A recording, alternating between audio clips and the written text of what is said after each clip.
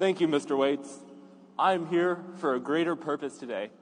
I flew in from Maryland because scouting means that much to me. I want to briefly share with you how, at the age of 9, I was formally diagnosed with Autism Spectrum Disorder. For those that don't know, that means I process, learn, and interpret life differently than most people.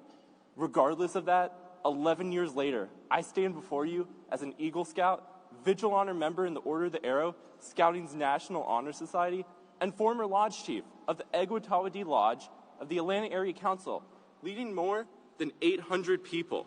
For the past 13 years, I have had the pleasure of being a member of the greatest organization that is known to mankind.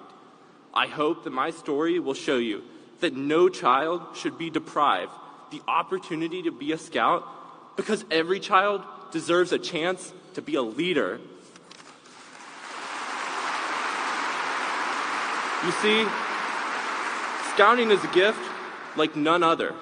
Scouting operates without the bounds of an educational institution and operates through non-traditional learning. Moreover, scouting is a place where lessons can be learned and where mistakes can be made in a safe and nurturing environment. Throughout the past 13 years, scouting has been the one constant in my life. At the age of 7, I came home from school excited and told my parents I wanted to be a scout. I had no idea the impact that night would make on me or the opportunities of where it would take me. Scouting has taken me to the beautiful and sacred mountains of West Virginia twice. The first time as a participant of the High Adventure program at the Summit Bechtel Family Scout Reservation with 7 of my closest friends. The second time, I served as the senior patrol leader of Troop 3133 at the 2017 National Jamboree as we celebrated scouting for 10 days with roughly 40,000 peers. Additionally, scouting gave me the experience of my first job at Bird Adams Scout Camp in Covington, Georgia. As a person with autism, I view this world in a different set of eyes than that of a person who's neurotypical.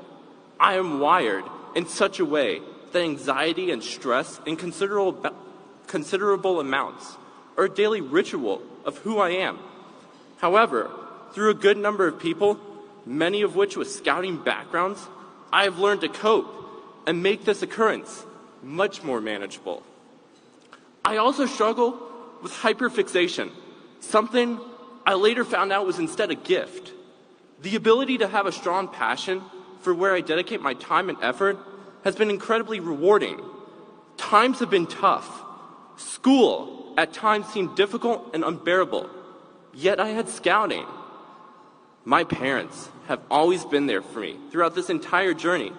They have always been there with help, advice, encouragement, and the gift of supporting a child as they embarked on a path that may have been unclear at times. The consistency of strong role models who my parents trusted me to be under the guidance of is a gift I could imagine not having. Throughout all that, they had a support team of scout leaders that met and worked with me. Of all the leaders I learned from, 5 specifically stand out. The first I met the night I crossed over into Scouts BSA from Cub Scouts and is here with us today, Mr. Jim Toohey. Mr. Toohey supported my visions from day one, taking the time to listen thoughtfully, provide advice, and recognize and take advantage of my talents. The leadership presented to me by Jim Toohey allowed me to view that I was no different than any other youth of his, regardless of how different I may have thought I was. Jim always knew and believed there was a way to accomplish anything if you set your mind to it. This belief provided to me by Jim has given me the foundation to grow to who I am today, knowing I can accomplish anything that I set my mind to. Secondly, Mr. Sean Kwok, who in 2015 served as my Scoutmaster as I attended National Youth Leadership Training, a program to teach leadership skills to youth in Scouts BSA that focuses heavily on concepts of servant leadership and the core principles of setting goals to what you want to accomplish. Mr. Kwok received me as a scared, nervous, anxious young kid, But in a week's time, he and others helped me to realize and take advantage of my full potential. They helped me to view my autism as a strength and not a weakness. The third, fourth, and fifth people are members of the Order of the Arrow, Scouting's National Honor Society. They helped me develop my leadership skills, public speaking skills, confidence building, and more skills than I could list in this speech. Mr. Ryan Gerard, Mr. Fred Stemp, and Mrs. Pamela Peterson. All three of these people played a pivotal role in shaping me into who I am today through support, care, and understanding of who I am, and allowing me to see my strengths, the greatest of which is serving others.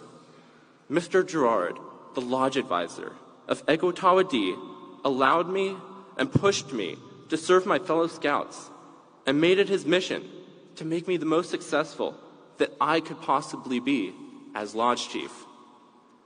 Additionally, in a time of need, Fred Stemp came to me when I wanted to quit my fire service career and helped me to refocus, realize that the skills learned through scouting needed to prevail, and that I was more capable of providing life-saving care to people on the worst day of their lives than I may have thought I was.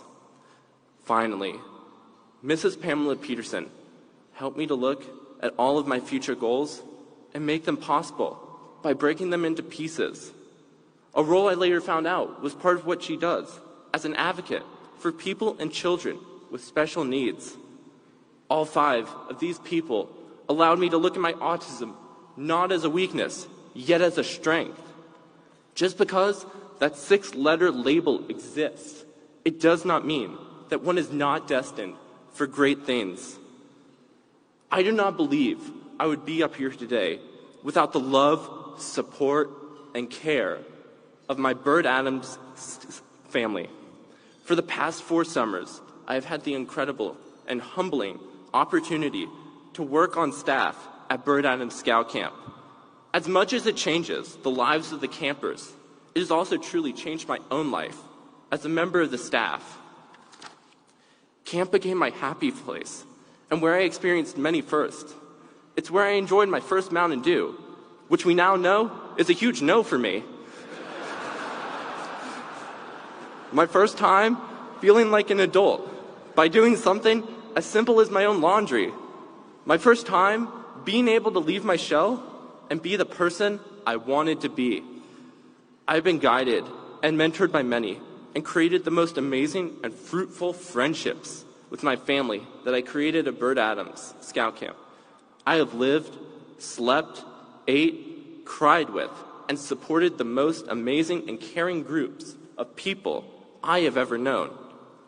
It is the most humbling experience to know that you impacted the lives of others.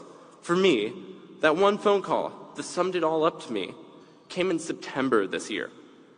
As I received the news that a very young and special young lady had earned the rank of Eagle Scout, Ms. Audrey Hardage, my unofficial younger sister, was very excited to call me and share in the joyous celebration. And as she will forever argue with me, is the fact that I had a profound impact on her with this accomplishment. As I begin to close out this story, I hope that you see through these stories how scouting has impacted me for the past 13 years of my life. One of the greatest journeys has been seeing the impact of basic scout skills applying to the real world. As I stated earlier, I decided to pursue a degree in fire protection engineering, and with that degree, volunteer at the local fire station in Maryland.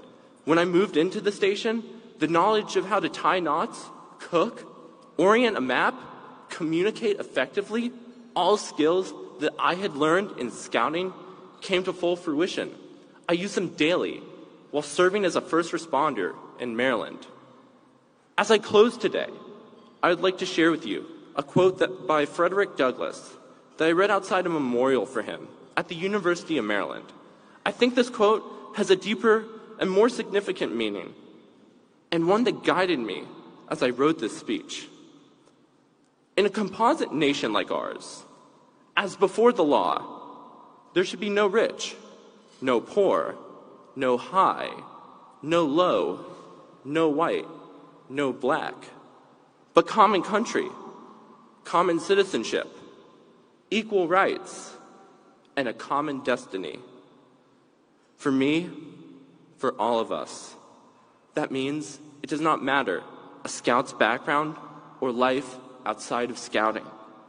There is a place for every young person in Scouting because every child deserves the chance to become a leader. Thank you for allowing me to share my story and words with you today. And thank you for supporting Scouting with your time, with your financial resources, and with your heart. It will forever be the greatest gift I have ever received from my parents and from you, my community. Thank you.